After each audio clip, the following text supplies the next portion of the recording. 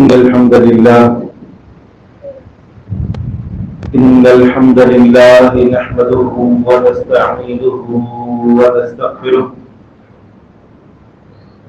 ونعوذ بالله من شرور أنفسنا ومن سيئات أعمالنا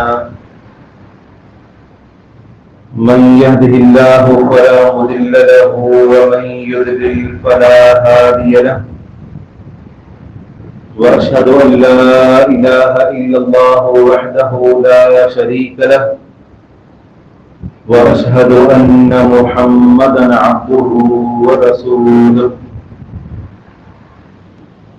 يا أيها الذين آمنوا اتقوا الله حق تقاته ولا تموتن إلا وأنتم مسلمون يا أيها الناس اتقوا ربكم الذي خلقكم من نفس واحدة وخلق منها زوجها وبث منهما رجالا كثيرا ونساء واتقوا الله الذي تساءلون به والأرحام إن الله كان عليكم رقيبا يا أيها الذين آمنوا اتقوا الله وقولوا قولا سديدا يصلح لكم أعمالكم ويغفر لكم ذنوبكم ومن يطع الله ورسوله فقد فاز فوزا عظيما اللهم صل على محمد وعلى آل محمد كما صليت على إبراهيم وعلى آل إبراهيم إنك حميد مجيد اللهم بارك على محمد وعلى آل محمد كما باركت على إبراهيم وعلى آل إبراهيم إنك حميد مجيد أما بعد فإن خير الحديث كتاب الله وخير الهدي هدي محمد صلى الله عليه وسلم وشر الأمور محدثاتها وكل محدثة بدعة وكل بدعة ضلالة وكل ضلالة في النار من يطع الله ورسوله فقد رشد واهتدى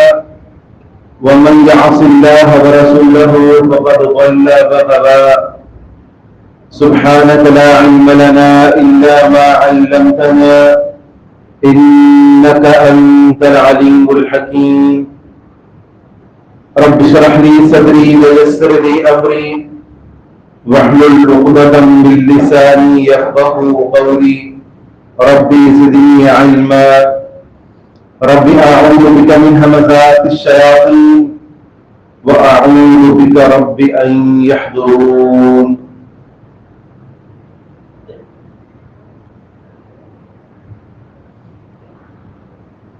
اللہ تعالیٰ کے فضل اور اس کے کرم سے رمضان المبارک کا رحمتوں برکتوں مغفرتوں اور عظمتوں کا مہینہ جاری و ساری ہے اور بڑی ہی تیزی کے ساتھ اپنے اختتام کی طرف رواں دواں ہے۔ اللہ رب العالمین سے دعا ہے کہ رب کریم اس ماہ مقدس کے باقی جتنے ایام بچے ہیں ان باقی ماندہ ایام سے بھرپور طریقے سے ہمیں فائدہ اٹھانے کی توفیق عطا فرمائے، آمین۔ عزیز دوستو، یہ بات ہمیں معلوم ہونی چاہیے کہ دین اسلام کی جتنی بھی تعلیمات ہیں، دین اسلام کے اندر ہمیں جتنے بھی اعمال صالحہ کرنے کا حکم دیا گیا ہے، اس کے پیچھے دین اسلام کا ایک مقصد ہے کہ دین اسلام ایسے افراد تیار کرنا چاہتا ہے جو افراد خود صالح ہوں اور مصلح ہوں، خود بھی نیک ہوں اور دوسروں کی اصلاح کرنے والے ہوں۔ دین اسلام کے اندر تمام طرح عبادات جن کا حکم دیا گیا ہے اس کے پیچھے یہی مقصد ہے. لیکن یہ بھی ایک تلخ حقیقت ہے کہ ہم سنتے سناتے پڑھتے پڑھاتے زندگیاں بسر کر دیتے ہیں، لیکن نہ تو ہم خود صالح بن پاتے ہیں اور نہ ہی مصلح بن پاتے ہیں. شریعت کا جو معیار ہے، شریعت کو جو مطلوب صالح انسان ہے، ہم پوری زندگی اس معیار پر پورا نہیں اتر پاتے. رمضان کا مہینہ آتا ہے اور ہر سال آتا ہے.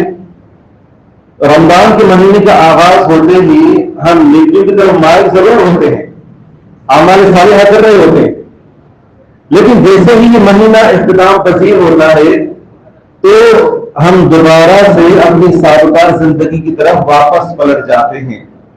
ایسا ہے کہ نہیں ہے؟ آخر کبھی آپ نے سوچا کہ اس کے پیچھے وجہ کیا ہے؟ ہم نیکیوں کے اوپر استقامت کا مظاہرہ کیوں نہیں کر پاتے؟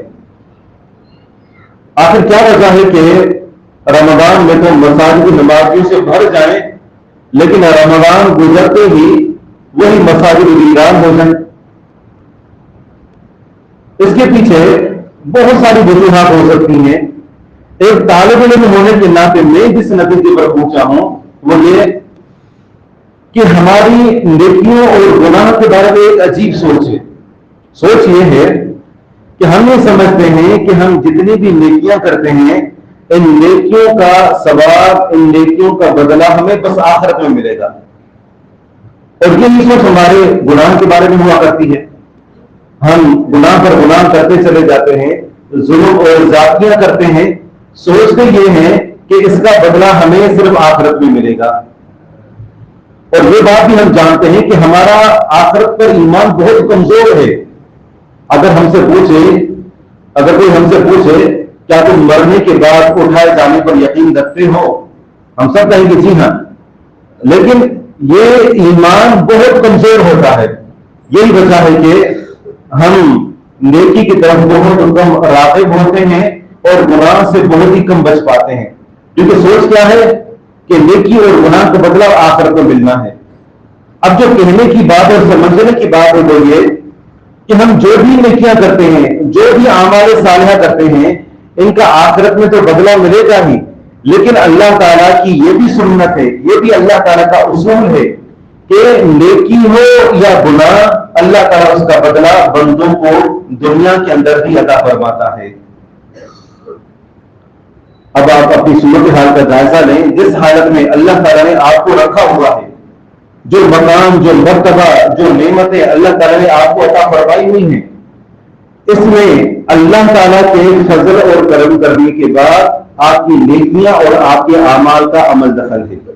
آپ جس بھی پوسٹ پر ہوں، آپ جس بھی زندگی کے معیار پر ہوں، اللہ تعالیٰ کے فضل کے بعد اس کے بعد آپ کے اعمال کا اس کے اندر عمل دخل ہے. چاہے وہ اعمال اچھے ہوں یا برے، یہ ہم میں سے ہر ایک تجزیہ کر سکتا ہے. تو اعمال صالحہ کے، نیکیوں کے وہ کون سے فوائد اور ثمرات ہیں کہ جو اللہ تعالیٰ بندوں کو دنیا کے اندر ہی عطا فرماتا ہے؟ بڑی قابل توجہ بات ہے. آخرت میں تو ثواب ملنا ہی ہے انشاءاللہ، لیکن دنیا کے اندر بھی نیکیوں کے کچھ فوائد اور ثمرات ہیں جو اللہ تعالیٰ فوراً بندے کو عطا فرماتا ہے. اللہ تبارک و تعالیٰ کا فرمان ہے کہ لِلَّذِينَ أَحْسَنُوا فِي هَذِهِ الدُّنْيَا حَسَنَةٌ. فرمایا کہ وہ لوگ جو نیکیاں کرتے ہیں، اعمال صالحہ کرتے ہیں، ان کے لیے اس دنیا کے اندر بھی اچھائی ہے. یہ نہیں کہ بس آخرت میں ثواب ملے گا تو ملے گا. فرمایا کہ لِلَّذِينَ أَحْسَنُوا فِي هَذِهِ الدُّنْيَا حَسَنَةٌ. اس دنیا کی زندگی میں بھی اللہ تعالیٰ کے پاس ان کے لیے اچھائی ہے، حسنہ ہے، بہترین بدلہ ہے. دنیا کے اندر اللہ تعالیٰ بدلہ دیتا ہے. تو دنیا کے اندر جو اللہ تعالیٰ بندے کو اس کے اعمال صالحہ کا بدلہ عطا فرماتا ہے، سب سے پہلا یہ کہ اللہ تعالیٰ اس بندے کی زندگی کو تبدیل کر کے رکھ دیتا ہے. اعمال صالحہ کی وجہ سے اللہ تعالیٰ اپنے بندے کو حیات طیبہ عطا فرماتا ہے، پاکیزہ زندگی. پاکیزہ زندگی یہ نہیں ہے کہ آپ کے پاس مال اور دولت کے ڈھیر لگے ہوئے ہوں، کوئی ٹینشن نہ ہو. کوئی پریشانی نہ ہو، کسی سے کوئی دشمنی نہ ہو. نہیں، سب سے بڑھ کر پاکیزہ زندگی کن کی ہوتی ہے؟ انبیاء کرام کی. لیکن آپ دیکھیں کہ سب سے بڑھ کر آزمائشیں بھی انہی کی زندگی میں ہوا کرتی ہیں. تو پاکیزہ زندگی کا معنی کیا ہے؟ پاکیزہ زندگی کا معنی یہ ہے کہ بندے کا دل اطمینان، سکون، راحت اور تعلق باللہ سے مضبوط ہو، بڑا ہوا ہو. دنیا کی اس کو کوئی پرواہ نہ ہو، کوئی ٹینشن نہ ہو. بڑے سے بڑا مسئلہ سامنے آ جائے، کہیں اللہ ہے وہ مسئلہ حل کر دے گا. جب یہ انسان کی اندرونی کیفیت بن جائے تو یہ حیات طیبہ ہے کہ انسان ہر معاملہ اللہ تعالیٰ پر چھوڑ دے. اللہ تعالیٰ کا فرمان ہے من عمل صالحا من ذکر او انثى وهو مؤمن فلنحيينه حیاتا طیبہ. فرمایا کہ جو بھی عمل کرے گا، عمل کرنے والا چاہے مرد ہو یا عورت ہو، وهو مؤمن، شرط یہ ہے کہ وہ مومن ہو. دو باتیں ہیں، عمل کرے، عمل کرنے کے ساتھ ساتھ اس کا اللہ تعالیٰ پر ایمان ہو، ایمان اور عمل صالح، چاہے وہ مرد ہو یا عورت ہو. فرمایا کہ ہم اسے پاکیزہ زندگی عطا فرمائیں گے. فَلَنُحْيِيَنَّهُ حَيَاةً طَيِّبَةً، ایک عمدہ پاکیزہ اور مثالی زندگی. تو یہ اللہ تعالیٰ بندوں کو ان کی نیکیوں کا بدلہ دنیا کے اندر یوں دیتا ہے کہ اللہ تعالیٰ ایمان اور عمل صالح کی وجہ سے بندے کو ایک پاکیزہ زندگی عطا فرماتا ہے، ایک صاف ستھری، اطمینان اور سکون سے بھری ہوئی زندگی. دوسرا فائدہ یہ ہوتا ہے کہ اللہ تعالیٰ اس بندے سے محبت کرنے لگ جاتا ہے. سبحان اللہ، اللہ تعالیٰ نے خود ہی پیدا کیا، عمل کرنے کی توفیق بھی خود ہی دی، اور اس کے بعد اللہ تعالیٰ محبت کرنے لگ جاتا ہے. اور جس سے اللہ محبت کرے تو پھر اس کو کس چیز کی حاجت اور ضرورت ہو سکتی ہے؟ اللہ تعالیٰ دنیا اور آخرت کے خزانوں کو ایسے بندے کے قدموں کے اندر ڈھیر کر دے گا کہ جس سے اللہ تعالیٰ محبت کرتا ہوگا. اللہ تعالیٰ بندے کے اعمال صالحہ کی وجہ سے ہی محبت فرماتا ہے. اللہ تعالیٰ کا فرمان ہے، یہ حدیث قدسی ہے، رسول اللہ صلی اللہ علیہ وسلم فرمایا کہ اللہ تبارک و تعالیٰ فرماتا ہے وَلَا يَزَالُ عَبْدِي يَتَقَرَّبُ إِلَيَّ بِالنَّوَافِلِ حَتَّى أُحِبَّهُ. فرمایا کہ میرا بندہ نفل عبادتوں کے ذریعے سے جب میرا قرب حاصل کرتا ہے تو میں اس بندے سے محبت کرنے لگ جاتا ہوں. ہماری سوچ کیا ہے؟ ہم یہ سمجھتے ہیں کہ ہم نے کلمہ پڑھ لیا اور اسلام کے جو بنیادی ارکان ہیں، نماز، روزہ، حج اور زکوٰۃ، ہم یہ سمجھتے ہیں یہ جو چیزیں واجب ہیں ہم ان کو ادا کر کے اللہ تعالیٰ کے محبوب بن جائیں گے. لیکن یہ بھی ایک حقیقت ہے کہ ہم ان اعمال کو کر رہے ہوتے ہیں اللہ تعالیٰ کے ڈر کی وجہ سے. اللہ تعالیٰ کی محبت کی نشانی یہ نہیں ہے. اللہ تعالیٰ کی محبت کی نشانی یہ ہے کہ فرائض کے بعد انسان نوافل کا بھی اہتمام کرے. فرائض کو انسان ڈر کر ادا کر رہا ہوتا ہے کہ پکڑ ہوگی، مواخذہ ہوگا، آخرت کے اندر سزا ملے گی. اللہ تعالیٰ سے محبت کی نشانی یہ ہے کہ بندہ نوافل کا اہتمام کرے. نفل کس سے کہتے ہیں؟ لفظ نفل کا معنی ہوتا ہے کسی چیز کا اضافی ہونا، زیادہ ہونا. جو اللہ تعالیٰ نے آپ کے اوپر چیزیں واجب کی ہیں ان سے بڑھ کر اہتمام کرنا. فرض نماز واجب ہے، یہ فرض نماز واجب ہے، اس کا تو آپ نے اہتمام کرنا ہی کرنا ہے. لیکن اگر اللہ تعالیٰ کے محبوب بننا چاہتے ہیں تو فرض نمازوں سے ہٹ کر بھی نمازوں کا ہمیں اہتمام کرنا ہوگا، چاہے وہ سنن کی صورت میں ہو یا نوافل کی صورت میں، تہجد ہو، اشراق ہو یا اور کوئی نماز. ایسے ہی معاملہ زکوٰۃ کا ہے. ہم زکوٰۃ جو فرض ادا کرتے ہیں وہ تو واجب ہے ہی، وہ تو ادا کرنی ہی کرنی ہے. اللہ تعالیٰ سے ہماری جو محبت ہے اس کی نشانی یہ ہے کہ ہم اس سے بھی ہٹ کر اللہ تعالیٰ کی راہ میں کچھ نہ کچھ خرچ کرتے رہے. اللہ تعالیٰ یہ نہیں دیکھتا کہ آپ نے کتنا خرچ کیا ہے، اللہ تعالیٰ یہ دیکھتا ہے کہ آپ نے کن حالات کے اندر خرچ کیا ہے، آپ کی نیت کیا ہے. اللہ تعالیٰ تو جذبے کو دیکھتا ہے. اللہ تعالیٰ کے پاس کوئی کمی نہیں ہے، اللہ تعالیٰ کے پاس خزانے ہی خزانے ہیں. لیکن انسان جو فرض سے ہٹ کر خرچ کرتا ہے تو یہ بندے کا اللہ تعالیٰ سے تعلق اور بندے کی اللہ سے محبت کی نشانی ہے. تو دیگر تمام نفلی عبادات فائدہ یہ ہوتا ہے کہ بندہ اعمال صالحہ کی وجہ سے اللہ تعالیٰ کا محبوب بن جاتا ہے. تیسرا فائدہ یہ ہوتا ہے کہ اللہ تعالیٰ فرشتوں کے اندر، فرشتوں کے دلوں میں اور انسانوں کے دلوں کے اندر بھی ایسے نیک انسان کی محبت کو پیدا کر دیتا ہے. آپ نے ایسے لوگوں کو دیکھا ہوگا جن کو آپ جانتے نہیں ہوں گے، نہ کبھی دعا سلام ہوئی، نہ کوئی آپ کا ان کے ساتھ کوئی لین دین ہوا، کوئی تعلق نہیں ہے، آپ نے ان کو دیکھا اور ان کو دیکھ کر ہی آپ کے دل میں ان کے لیے محبت پیدا ہوئی. آپ دیکھ کر کہتے ہیں کہ بندہ صحیح لگ رہا ہے، یہ بندہ غلط نہیں ہو سکتا. اللہ تعالیٰ نے اس کے اوپر ایسا اطمینان، سکون اور نور ڈال دیا ہوتا ہے. وجہ کیا ہوتی ہے؟ اس کے پیچھے اس کے نیک اعمال ہوا کرتے ہیں. اللہ تعالیٰ کا فرمان ہے ان الذين آمنوا وعملوا الصالحات سيجعل لهم الرحمن ودا. بلا شبہ وہ لوگ جو ایمان لے آئے اور انہوں نے اعمال صالحہ کیے تو عنقریب اللہ تعالیٰ ان کے لیے محبت پیدا کر دے گا. جو بھی ان کو دیکھے گا محبت کرے گا. اللہ تعالیٰ نے موسیٰ علیہ السلام کے بارے میں فرمایا وَأَلْقَيْتُ عَلَيْكَ مَحَبَّةً مِّنِّي. فرعون کا یہ اصول تھا کہ ہر دوسرے سال بنی اسرائیل کے بچوں کو قتل کرنا ہے. کافی طویل بات ہے، لیکن جس سال اللہ تعالیٰ نے موسیٰ علیہ السلام کو پیدا کیا وہ سال بچوں کو قتل کرنے کا تھا.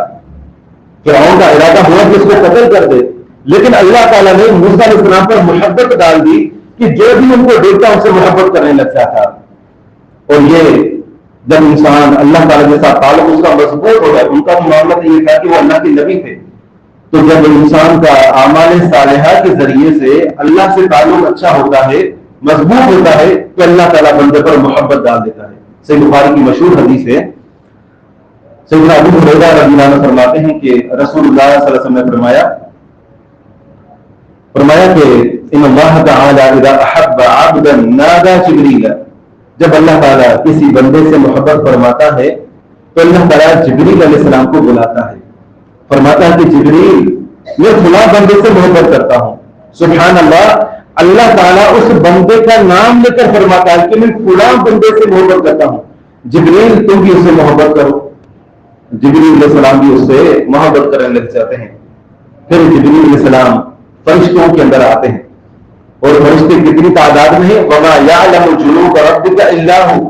انسان کی سوچ بھی وہاں نہیں پہنچ سکتی کہ کتنی زیادہ تعداد میں اللہ تعالیٰ نے فرشتوں کو پیدا کیا ہے. فرشتوں کے اندر آ کر جبریل علیہ السلام اعلان کرتے ہیں ان اللہ یحب فلانا فاحبوه فیحبه اہل السماء. فرماتے ہیں کہ اللہ تعالیٰ فلاں بندے سے محبت کرتا ہے، فرشتوں تم بھی اس فلاں بندے سے محبت کرو. فرمایا کہ تم کا مقبول فی الارض، اس کے بعد اس بندے کے لیے زمین کے اندر مقبولیت رکھی جاتی ہے. جہاں جائے گا محبت ہی محبت ہے، احترام ہی احترام، عزت ہی عزت. یہ اللہ تعالیٰ بندے کو تب عطا فرماتا ہے جب بندہ اعمال صالحہ کے ذریعے سے اللہ تعالیٰ کا محبوب بنتا ہے. تو اللہ تعالیٰ اپنے مخلوق کے اندر اس کے لیے محبت، مقام اور احترام پیدا کر دیتا ہے. اس کی وضاحت صحابی رسول مفسر قرآن سیدنا عبداللہ بن عباس رضی اللہ عنہ نے ان الفاظ کے اندر کی. فرماتے ہیں کہ للحسنۃ نورا فی القلب. یہ جو نیکی ہوتی ہے نا، نیکی کے 5 فائدے ہوتے ہیں. ہمارے صالحات کے 5 فائدے ہوتے ہیں. کوئی بھی انسان نیکی کر لے تو اس کے 5 فائدے انسان کو حاصل ہوتے ہیں. پہلا فائدہ یہ ہے کہ اللہ تعالیٰ نیکی کی وجہ سے بندے کے دل کو منور کر دیتا ہے، روشن کر دیتا ہے. اگر ہمارا ایمان زندہ ہو، اگر ایمان کی حرارت ہمارے دلوں کے اندر موجود ہو، تو آپ نے خود محسوس کیا ہوگا کہ نیکی کرنے کے بعد جو کیفیت تھی وہ نیکی کرنے سے پہلے سے ہٹ کر تھی. نیکی کرنے سے پہلے جو انسان کی کیفیت ہوتی ہے، نیکی کرنے کے بعد وہ کیفیت بدل جاتی ہے. تو فرماتے ہیں کہ نیکی کا پہلا فائدہ یہ ہوتا ہے کہ اللہ تعالیٰ بندے کے دل کے اندر نور پیدا کر دیتا ہے. وَضِيَاءً فِي الْوَجْهِ، اللہ تعالیٰ چہرے کو منور کر دیتا ہے، اللہ تعالیٰ چہرے کو روشن کر دیتا ہے. اور تیسرا فائدہ یہ ہوتا ہے، فرماتے ہیں کہ وَقُوَّةً فِي الْبَدَنِ، اللہ تعالیٰ جسمانی طور پر اپنے بندوں کو طاقت عطا فرماتا ہے. جو انسان نیک ہوگا جسمانی طور پر بھی اللہ تعالیٰ اس کو مضبوط بنا دیتا ہے. آگے فرماتے ہیں کہ وَسَعَةً فِي الرِّزْقِ، اللہ تعالیٰ بندے کے رزق کو کشادہ کر دیتا ہے. یہ اعمال صالحہ کے فوائد ہیں. اور 5واں فائدہ فرماتے ہیں کہ وَمَحَبَّةً فِي قُلُوبِ الْخَلْقِ، مخلوق کے دلوں میں اللہ تعالیٰ محبت پیدا کر دیتا ہے. یہ نیکیوں کے 5 فائدے ہیں. پہلا فائدہ دل کے اندر نور، دوسرا فائدہ چہرے کے اوپر اللہ تعالیٰ نور ڈال دیتا ہے، تیسرا فائدہ کہ اللہ تعالیٰ جسم کو مضبوط بنا دیتا ہے، طاقتور بنا دیتا ہے، اور چوتھا فائدہ یہ کہ اللہ تعالیٰ رزق کو کشادہ کر دیتا ہے، پانچواں فائدہ یہ کہ اللہ تعالیٰ مخلوق کے دلوں میں ایسے بندے کے لیے محبت پیدا کر دیتا ہے۔ اور جو گناہ ہوتے ہیں ان کا معاملہ اس کے برعکس ہے۔ ابن عباس رضی اللہ عنہ آگے فرمایا کہ وَإِنَّ لِلسَّيِّئَةِ لَسَوَادًا لَغُرْمَةً فِي الْقَلْبِ، فرماتے ہیں کہ یہ جو گناہ ہوتے ہیں نا، نافرمانیاں ہوتی ہیں، معصیت ہوتا کوئی بھی ہو، چھوٹی ہو یا بڑی ہو، اس کا پہلا نقصان یہ ہوتا ہے کہ دل کے اندر اندھیرا چھا جاتا ہے، دل کے اوپر سیاہ نقطہ لگا دیا جاتا ہے۔ اور آگے فرماتے ہیں کہ وَسَوَادًا عَلَى الْوَجْهِ، چہرے کے اوپر اللہ تعالیٰ پھٹکار ڈال دیتا ہے، چہرے کے اوپر نحوست ڈال دیتا ہے۔ بس اوقات آپ کو چمکتے ہوئے چہرے والے لوگ نظر آئیں گے، لیکن چہرے کے اوپر کوئی روحانیت ہی نہیں ہے، چہرے کے اوپر پھٹکار دیکھنے کا دل نہیں کرتا۔ یہ کیا ہے؟ اس کے کیے ہوئے گناہ، نافرمانیاں۔ آگے فرماتے ہیں وَوَهْنًا فِي الْبَدَنِ، جسم کے اندر کمزوری، جسم لاغر، دیکھ رہے ہیں ہٹا کٹا، لیکن 2 رکعت نماز پڑھنے کی توفیق نہیں ہوگی۔ اللہ تعالیٰ مسلسل گناہوں کی وجہ سے اس کے اوپر بیماریوں کو مسلط کر دیتا ہے۔ اور آگے فرماتے ہیں کہ وَضَيْقًا فِي الرِّزْقِ، اللہ تعالیٰ رزق کو کم کر دیتا ہے۔ رزق کا کم کرنا یہ نہیں ہے، رزق کا کم کرنا یہ نہیں ہے کہ انسان کے پاس کچھ نہ ہو، رزق کا کم کرنا یہ ہے کہ انسان کے پاس فراوانی کے ساتھ مال موجود ہو لیکن اس کے اندر خیر نہ ہو۔ رزق کا کم ہونا یہ ہے کہ وہ آمدنی انسان کے لیے کافی نہ ہو۔ ہم نے ایسے لوگوں کو دیکھا کہ جن کو اللہ تعالیٰ نے اتنا رزق عطا کیا ہے، مثلا اگر ان کی آمدنی 50,000 ہے تو مہینے کے اختتام پر 10-12 ہزار ان کے بچ جاتے ہیں۔ یہ ایک نارمل ملک کا کے اندر آمدنی ہے، اچھی خاصی فیملی۔ لیکن کچھ لوگوں کو دیکھا کہ لاکھوں روپے ان کی آمدنی ہوتی ہے، کروڑوں کے ان کے کاروبار ہوتے ہیں، لیکن ہمیشہ آپ کو روتے ہوئے نظر آئیں گے، پریشان حال۔ ابھی آدھا مہینہ نہیں گزرے گا رابطہ کرنا شروع کر دیں گے کہ مجھے پیسوں کی ضرورت ہے۔ بندہ حیران رہ جاتا ہے کہ لاکھوں روپے اس کی طرف ہے اور اس کے باوجود اس کی حالت یہ ہے۔ جب ان کی زندگی پر غور کرتے ہیں تو بندہ والی بداولیاں نظر آتی ہیں۔ نماز نہیں پڑھیں گے، روزوں کا اہتمام نہیں ہوگا، صدقہ اور خیرات، قرآن کریم کی تلاوت، ذکر و اذکار، یہ بنیادی اعمال صالحہ، ان سے بھی کوشش کرو۔ یہ جو بنیادی اعمال نہیں کر پائیں گے تو پھر آگے بڑھ کر کیا وہ تہجد پڑھیں گے؟ تو کہنے کا مقصد یہ ہے کہ گناہوں کی وجہ سے بندے کو جو نقصان حاصل ہوتے ہیں ان میں سے پہلا یہ کہ دل کو سیاہ کر دیا جاتا ہے، چہرے کے اوپر نحوست ڈال دی جاتی ہے، جسم کے اندر بیماریاں اور کمزوری مسلط کر دی جاتی ہے، اور چوتھے نمبر پر یہ کہ اللہ تعالیٰ رزق کو تنگ کر دیتا ہے۔ اور پانچواں نقصان یہ وَوَحْدَةً فِي قُلُوبِ الْخَلْقِ، مخلوق کے دلوں میں نفرت، مخلوق کے دلوں میں بغض۔ اور کوئی بھی بندہ آپ اس کو دیکھیں گے اور جس کو دیکھ کر آپ کا دل اس طرف مائل نہ ہو تو واللہ عالم ہو سکتا ہے کہ یہ اس کی معصیتیں ہوں، یہ اس کی نافرمانیاں ہوں۔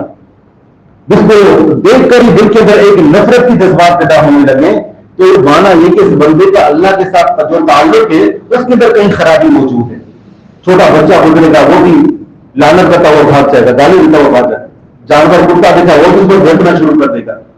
یعنی بندے کا کوئی مقام ہی نہیں، کوئی حیثیت ہی نہیں ہے۔ وجہ کیا ہے؟ دنیا میں تو کوئی بڑا پیسے والا ہے، دنیا میں اپنے آپ کو بڑا معزز سمجھتا ہے، لیکن اللہ کے ہاں مچھر کے پر کے برابر بھی حیثیت نہیں ہے۔ وجہ اعمال صالحہ سے دور ہونا۔ اعمال صالحہ کے فوائد میں سے ایک فائدہ یہ بھی ہے کہ اللہ تعالیٰ بندے کے مال، بندے کے نفس، اس کے اہل اور اس کے بچوں کی حفاظت فرماتا ہے۔ بہت بڑا فائدہ ہے۔ ہم سب اپنے مال کے بارے میں، اپنے بیوی بچوں کے بارے میں، اپنے نفس کے بارے میں فکر مند ہوتے ہیں، اعمال صالحہ کی وجہ سے اللہ تعالیٰ بندوں کی حفاظت فرماتا ہے۔ اللہ تعالیٰ کا فرمان ہے وَلْيَخْشَ الَّذِينَ لَوْ تَرَكُوا مِنْ خَلْفِهِمْ ذُرِّيَّةً ضِعَافًا خَافُوا عَلَيْهِمْ فَلْيَتَّقُوا اللَّهَ وَلْيَقُولُوا قَوْلًا سَدِيدًا۔ یہ یہاں اللہ تبارک و تعالیٰ نے اس آیت کریمہ کے اندر خاص طور پر ان لوگوں کو مخاطب کیا کہ جن کے چھوٹے چھوٹے بچے ہیں اور وہ اپنے بچوں کے بارے میں فکر مند ہیں۔ فرمایا کہ ان لوگوں کو ڈرنا چاہیے کہ جن کو ہمیشہ یہ خوف پریشان کرتا رہتا ہے کہ ان کے بعد ان کے بچوں جو کہ کمزور ہیں ان کا کیا بنے گا؟ فرمایا کہ ان کو دو کام کرنے ہیں، فَلْيَتَّقُوا اللَّهَ وَلْيَقُولُوا قَوْلًا سَدِيدًا، انہیں چاہیے کہ وہ اللہ سے ڈریں اور ہمیشہ جب بھی بات کریں سچی اور سیدھی بات کریں۔ اللہ سے ڈرنا، سیدھی بات کرنا، اس کو اللہ تبارک و تعالیٰ نے جس ضمن کے اندر بیان فرمایا ہے وہ یہ کہ بندے کی اولاد کمزور ہو اور بندہ اپنی اولاد پر اپنے بعد ڈرتا ہو۔ اگر امن چاہتے ہیں، اپنے دنیا سے جانے کے بعد بچوں کی حفاظت چاہتے ہیں، تو پھر فَلْيَتَّقُوا اللَّهَ وَلْيَقُولُوا قَوْلًا سَدِيدًا، سچی بات کریں، اللہ سے ڈرتے رہیں۔ صحابی رسول اللہ عبداللہ بن مسعود رضی اللہ عنہ، اور یہ سعید بن مسیب رحمہ اللہ کے بارے میں بھی آتا ہے کہ راتوں کو تہجد کی نماز ادا کیا کرتے تھے، اور اس کے بعد اپنے بیٹوں سے کہتے، جو چھوٹے بچے ہوتے، کہتے کہ من اجلک یا بنی، میرے بچے میں تو یہ تہجد کی نماز پڑھ رہا ہوں، اس کے پیچھے وجہ یہ ہے کہ میرے بعد اللہ تعالیٰ تمہاری حفاظت فرمائے، میری اس نیکی کے پیچھے یہ مقصد ہے۔ تو ہم جو اعمال صالحہ کرتے ہیں اس کا فائدہ یہ بھی ہوتا ہے کہ اللہ تعالیٰ بندے کے اہل، اس کے مال اور اس کی اولاد کی حفاظت فرماتا ہے۔ وَكَانَ أَبُوهُمَا صَالِحًا، سورۃ طہ کی آیت اس کے اوپر دلیل ہے۔ آگے بڑھتے ہیں، اعمال صالحہ کے فوائد میں سے ایک فائدہ یہ بھی ہے کہ اللہ تعالیٰ بندے کی جو پریشانیاں ہیں، دکھ ہیں، درد ہیں، اس کو جو غم لائق ہیں، اللہ تعالیٰ بندے کی ان پریشانیوں کو ختم کر دیتا ہے۔ جب سیدنا یونس علیہ السلام ان کی قوم جب انہوں نے ایمان لانے سے انکار کر دیا، یونس علیہ السلام کو ڈرایا کہ اللہ کا عذاب آنے والا ہے، لیکن اللہ کے حکم سے پہلے ہی وہ نکل گئے، اور اللہ تعالیٰ نے اس کے اوپر ان کی پکڑ یہ کی کہ ان کو اٹھا کر اور سمندر کے اندر ڈال دیا گیا، اور مچھلی نے ان کو اپنا نوارا بنا لیا۔ اللہ تعالیٰ نے سارا منظر قرآن کریم کے ذکر کیا۔ جو قابل توجہ بات ہے وہ یہ کہ اللہ تعالیٰ نے مچھلی نے ان کو لقمہ بنایا، وہ اپنے آپ کو ملامت کر رہے تھے کہ یہ انہوں نے کیا کیا۔ فرمایا فلولا انه كان من المسبحين للبث في بطنه الى يوم يبعثون، اگر وہ اس موقع پر ہماری تسبیح بیان نہ کرتے تو وہ قیامت کے دن تک مچھلی کے پیٹ کے اندر رہتے۔ قیامت کا دن ہوتا، لوگ اپنی اپنی قبروں سے اٹھ کھڑے ہوتے، یونس علیہ السلام کو ان کی مچھلی کے پیٹ سے ان کو نکالا جاتا، لیکن انہوں نے اس موقع پر تسبیح کا سہارا لیا جو کہ نیک عمل ہے۔ اللہ تبارک و تعالیٰ نے اس کی پریشانی سے ان کو نجات دے دی۔ یہ تو سیدنا یونس علیہ السلام کا واقعہ تھا۔ اللہ تعالیٰ نے نبی علیہ الصلوۃ والسلام کو نصیحت کرتے ہوئے فرمایا وَلَقَدْ نَعْلَمُ أَنَّهُ يَضِيقُ صَدْرُكَ بِمَا يَقُولُونَ، اے پیغمبر علیہ الصلوۃ والسلام، ہمیں اچھی طرح معلوم ہے، ہم جانتے ہیں یہ جو آپ کے مخالف ہیں، یہ جو آپ کے دشمن ہیں، جو وہ باتیں کرتے ہیں اس سے آپ کا سینہ تنگ ہونے لگتا ہے۔ یہ نصیحتیں ہمارے لیے بھی ہیں کہ آپ کے جو مخالف ہیں، جو آپ کے خلاف باتیں کرتے ہیں، جو آپ کے خلاف وہ لوگوں کو بھڑکاتے رہتے ہیں، آپ کے خلاف چالیں چلتے ہیں، ہم جانتے ہیں کہ آپ کا سینہ ان باتوں سے تنگ ہونے لگتا ہے۔ آپ کا کام کیا ہے؟ فرمایا فَسَبِّحْ بِحَمْدِ رَبِّكَ وَكُن مِّنَ السَّاجِدِينَ وَاعْبُدْ رَبَّكَ حَتَّىٰ يَأْتِيَكَ الْيَقِينُ، آپ کا کام یہ ہے آپ اپنے رب کی تسبیح بیان کرتے رہیں۔ یہ لوگوں کی مخالفتیں، ان کی چالیں، یہ ان کی پلانگی آپ کو کچھ نقصان نہیں پہنچائیں گی۔ فَسَبِّحْ بِحَمْدِ رَبِّكَ، اپنے رب کی حمد کے ساتھ اس کی تسبیح بیان کریں۔ وَكُن مِّنَ السَّاجِدِينَ، سجدہ کرنے والوں میں سے ہو جائیں۔ وَاعْبُدْ رَبَّكَ حَتَّىٰ يَأْتِيَكَ الْيَقِينُ، اپنے رب کی عبادت کرتے رہیں یہاں تک کہ آپ کو موت آ جائے۔ تو دیکھیں کہ اللہ تعالیٰ نے آپ علیہ الصلوۃ والسلام کو تسلی دی کہ اگر آپ اپنے دشمنوں کا مقابلہ بھی کرنا چاہتے ہیں، پریشانیوں سے بچنا چاہتے ہیں، تسبیح کا سہارا لیں، سجدہ ریز ہو جائیں اور اپنے رب کی عبادت کرتے رہیں۔ ان تسبیحات کو جن کو ہم معمولی سمجھتے ہیں، ان کے صرف آخرت کے فوائد نہیں ہے بلکہ دنیا کے اندر بھی اللہ تعالیٰ بندے کو اس میں فوائد عطا فرماتا ہے۔ فاطمہ رضی اللہ عنہا اپنے ہاتھوں سے اپنے گھر کے سارے کام کاج کیا کرتی تھی، حتیٰ کہ ہاتھوں کے اندر چھالے پڑ جاتے، دور دراز سے پانی بھر کر لے کر آتی، کندھوں پر نشان پڑ جاتے۔ ان کو پتہ نہیں چلا کہ رسول اللہ صلی اللہ علیہ وسلم کے پاس مال غنیمت آیا ہے جس میں غلام بھی ہیں۔ عائشہ صدیقہ رضی اللہ عنہا کے گھر پہنچی، دیکھا کہ اللہ کے رسول موجود نہیں ہے۔ عائشہ صدیقہ رضی اللہ عنہا کو پیغام دیا کہا کہ مجھے ایک غلام چاہیے، اپنے ہاتھوں سے آٹے کے لیے چکی پیستی ہوں اور تھک جاتی ہوں، گھر کے کام کاج ذمہ داریاں بہت ہے، ایک غلام مجھے چاہیے۔ واپس آ گئی۔ جب اللہ کے رسول علیہ الصلوۃ والسلام آئے تو عائشہ صدیقہ رضی اللہ عنہا نے بتایا کہ آپ کی بیٹی آئی تھی، ان کا یہ مطالبہ تھا۔ رسول اللہ صلی اللہ علیہ وسلم اپنی بیٹی کے گھر تشریف لے گئے اور آپ کا وقت تھا۔ فاطمہ رضی اللہ عنہا اور علی رضی اللہ عنہ اپنے بستر میں لحاف اوڑھ کر لیٹے ہوئے تھے۔ رسول اللہ صلی اللہ علیہ وسلم آئے، انہوں نے اٹھنے کی کوشش کیا تو فرمایا لیٹے رہو۔ نبی علیہ الصلوۃ والسلام اپنے پاؤں اس لحاف کے اندر ڈال کر بیٹھ گئے اور فرمایا کہ مجھے پتا چلا کہ تمہارا یہ مطالبہ ہے، تم تھک جاتی ہو، لیکن بات یہ کہ یہ جو مال غنیمت آیا ہے یہ مجاہدین کا اور اصحاب صفہ فقراء اور مساکین کا اس میں حصہ ہے۔ فرمایا کہ میں تمہیں ایک کام بتاتا ہوں، اگر وہ تم کام کرو گی تو اس کی برکت سے اللہ تعالیٰ تمہاری تھکاوٹ کو دور کر دے گا۔ ایک نیک عمل بتایا۔ فرمایا کہ جب تم اپنے بستر پر جاؤ تو 33 مرتبہ سبحان اللہ، 34 مرتبہ اللہ اکبر اور 33 مرتبہ الحمدللہ کہا کرو۔ جب جو تم اذکار کرو گی اللہ تعالیٰ تمہاری تھکاوٹ کو دور کر دے گا۔ اور میں آپ کو کہتا ہوں، آپ کبھی تجربہ کر کے دیکھیں، آپ تھکے ہوئے ہو، آپ بستر پر جائیں، آپ ان اذکار کا اہتمام کر کے دیکھیں۔ میرا اور یہ ایمان ہے کہ اللہ تعالیٰ اس کی برکت کی وجہ سے بندے کی تھکاوٹ دور کر دیتا ہے، بندہ دوسرے دن حشاش بشاش ہو کر ہوتا ہے۔ اب آگے سنیں، علی رضی اللہ عنہ نے کہا کہ ما ترکتہن منذ سمعت رسول اللہ صلی اللہ علیہ وسلم، اپنی زندگی کے آخر میں فرمایا کہ جب سے میں نے رسول اللہ صلی اللہ علیہ وسلم کا یہ فرمان سنا تب سے لے کر آج تک میں نے اس عمل کو ترک نہیں کیا۔ روزانہ رات کو سوتے ہوئے میں یہ عمل کرتا ہوں۔ سننے والے حیران ہو گئے، کہنے لگے کہ ولا لیلۃ صفین، جنگ جمل، جنگ صفین مشہور جنگیں ہیں، تاکہ جس رات یعنی جنگ صفین لگی تھی، جنگ صفین کے جو ایام تھے، کیا صفین کی رات بھی آپ نے اس عمل کو ترک نہیں کیا؟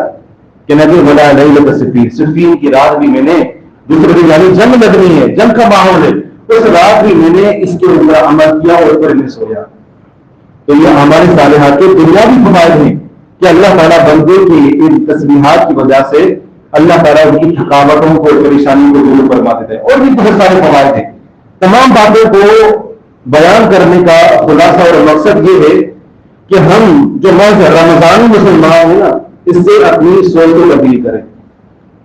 ہمارے صالحہ کا بدلہ اللہ تعالیٰ دنیا کے اندر ہی دیتا ہے، اور اگر نافرمانیاں کریں گے تو اس کی سزا بھی اللہ تعالیٰ دنیا کے اندر ہی دے گا۔ لہٰذا ہمیں چاہیے کہ ہم اس حوالے سے اپنی سوچ کے زاویے کو تبدیل کریں۔ محض آخرت کے حوالے سے سوچ نہ ہو کہ ثواب اور عقاب بس آخرت میں ملنے والا ہے، وہ تو ملے گا ہی ملے گا، لیکن اللہ تعالیٰ دنیا کے اندر دیتا ہے۔ بلکہ آپ حیران رہ جائیں گے کہ اللہ تعالیٰ کا تو اصول یہ ہے کہ اگر دنیا کے اندر کوئی کافر تو آخرت میں اس کی نیکیوں کا بدلہ نہیں ملے گا، دنیا کے اندر اگر کوئی کافر بھی نیک عمل کرتا ہے تو اللہ تعالیٰ کافر کو بھی اس کی نیکیوں کا بدلہ دنیا کے اندر دیتا ہے۔ اللہ تعالیٰ کسی کی نیکی کو دنیا کے اندر بھی ضائع نہیں کرتا۔ اللہ تعالیٰ سے دعا کی جو کو سنایا سمجھ اور عمل کرنے کی توفیق عطا فرمائے۔